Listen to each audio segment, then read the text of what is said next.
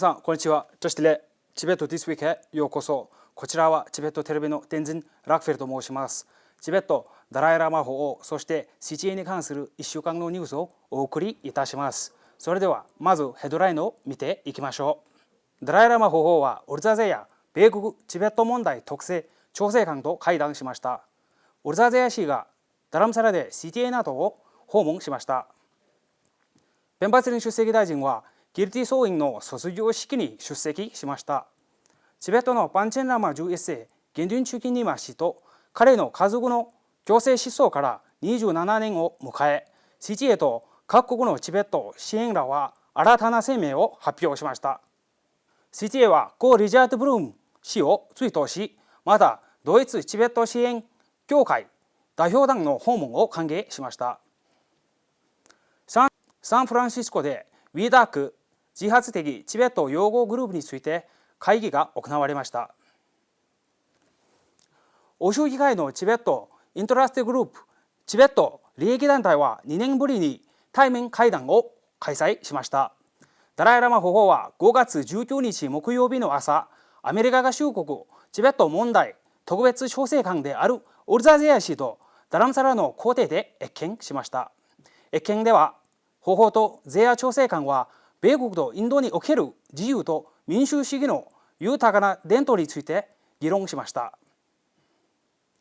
法皇はゼヤ氏と出会えたことに喜びを表明し、中国共産党は努力したにもかかわらずチベット人の心をつかみ、その精神を変えることに失敗しており、それどころか中国政府に対する中国市民の考え方そのものも急速に変化しつつあると述べました。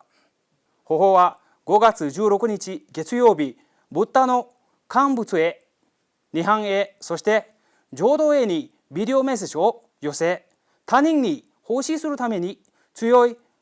菩提心を育むようにと力説しました。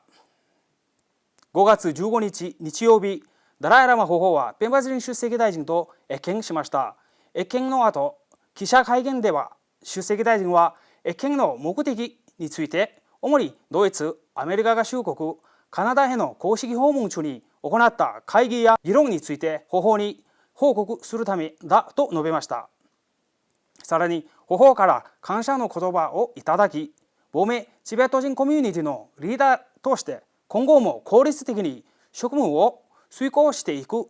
モチベーションになったとも述べられ、先述の通りアメリカ合衆国チベット問題特性調整官であるオルザゼヤ氏が1日間にわたりダラムサラを訪問しました。滞在中、ゼヤ特別調整官は側近とともに中央チベット政権の事務所を訪れ、ペンバスリン出席大臣が率いる第16期内閣議長、副議長、そして亡命チベット議会のメンバーらと会談しました。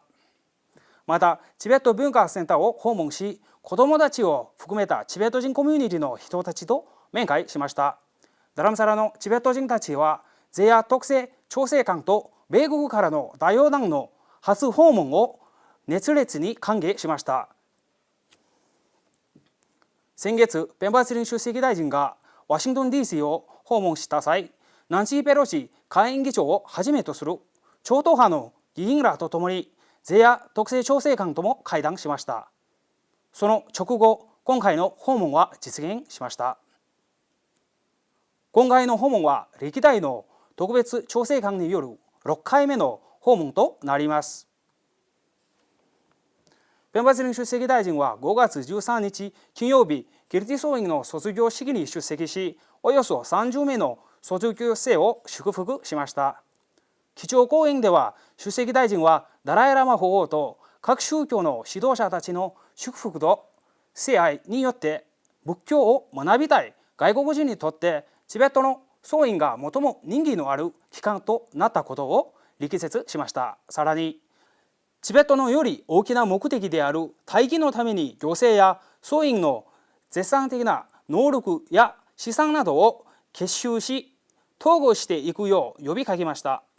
最終的には出席大臣は式典の前に総員の図書館を見学しました。チベットのパンチェンラーマ11世ゲンデュンチュギニマ氏と彼の家族の強制失踪から27年を迎え、チリの国会議員5名がパンチェンラマ11世の即時解放を求める嘆願書を発表しました。また、ドイツのチベット議員連盟がパンチェンラマ11世の所在と安否を確認するため、改めて声明を上げました。同連盟は中国に対してパンチェンラマ11世の拉致やチベット人の信仰の自由への攻撃をやめるように呼びかけました。中央チベット政権の情報国際関係省は記者声明を発表して、各国政府、国際機関、市民団体、そして人権活動家らへ33歳になるパンチェンラマの解放を訴え続けるよう促しました。5月13日金曜日、中央チベット政権は保法の長年の友人であり、チベットの熱心的な支援者でもあった故リチャード・ブルーム氏を追悼する集会を開催しました。この集会はリチャード・ブルーム氏の娘であるハイディ・ブルーム氏の立ち会いの下で催されました。出席大臣は、ブルーム氏が1970年代に苦境に立たされていた亡命チベット人居住区の子どもたちの支援には始まり、チベット人への継続的なサポートをしてきてくれたことを開講し、彼のチベットに対する慈悲深い支援に心からの感謝を表しました。娘のハイディ・ブルーム氏は短いスピーチの中、チベットの大義への彼女の父親の深い献身について語り、チベットの文化、宗教、言語の保護を支援してきた父親の意思を継いで、彼女自身もベストを尽くしていくと約束しました。5月16日月曜日、CTA はドイツのチベット支援団体代表を迎えました。ドイツチベット支援協会会長のハイディ・メイヤー氏が率いる代表団のメンバーらは、常務のスペンジャー氏、スポンサーシップ事務局長のチミ・ラマ氏、そして取締役のクリスティン氏らです。代表団は CTA を訪れ、ドイツの資金援助によって運営されているインド国内のさまざまなチベット人集落や優れたプロジェクトについて話し合いました。ペンバースリン出席大臣は、It's the endeavor of the 16th cabinet. We feel it's our bond and duty to express our thanks and appreciation to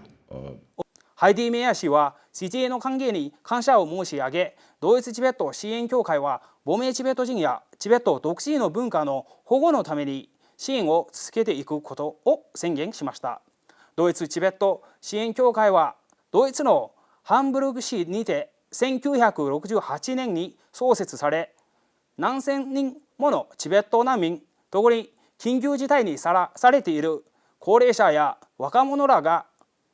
保護かつ支援してきました。同団体は CTA と密接に連携し、支援が有効活用されるようプロジェクトの現場を定期的に訪れながらも、その他のニーズについても調査しています。5月15日日曜日、カリフォルニア州サンフランシスコのチベット人たちは、北カリフォルニアチベット協会のコミュニティホールに集まり、 CTA の主導する WEDAC 自発的チベット擁護グループについて会議を行いました。会議ではチベット人コミュニティ、特に若い世代へチベット擁護プロジェクトなどを紹介するとともに、より責任ある立場でこのプロジェクトに参加するようペンバースリン出席大臣から促されました。チベットアドボカシー部門の責任者であるドゥクテンギ氏は、カリフォルニア州のチベット人はアメリカ合衆国の政府高官、上院下院議員などへのロビー活動を行う機会があることを説明し、このキャンペーンに参加するように訴えました。欧州以外のチベットインタレストグループであるチベット利益団体は5月17日火曜日、チベットに関するさまざまな問題を議論するため、特に特別対面会議を催しました。このイベントは新型コロナウイルスの発生後初めて開催され、チベットインタレストグループの議長であり、欧州議会議員でもあるニコラス・ベクサー氏が議長を務めました。チベット事務局ブラッセルの元代表ダシ・ピンゾー氏と新代表のリクジン・ゲンカン氏、インターナショナルキャンペーン for Tibet のメンバーらも同行しました。玄関大王は悪化しつつあるチベットの現状に対し、欧州議会への注意喚起と皆様からの支援を求めました。さらに会合ではチベットインタラスティグループの将来的な活動について議論し、パリのチベット事務局発行のヨーロッパへの感謝、チベットへの連帯とチベット人コミュニティの受け入れにおいてと題した本を紹介しました。皆さん、これで今週のニュースは以上です。ご視聴いただきどうもありがとうございました。皆さんにとって今週も良い1週間になりますように。はい。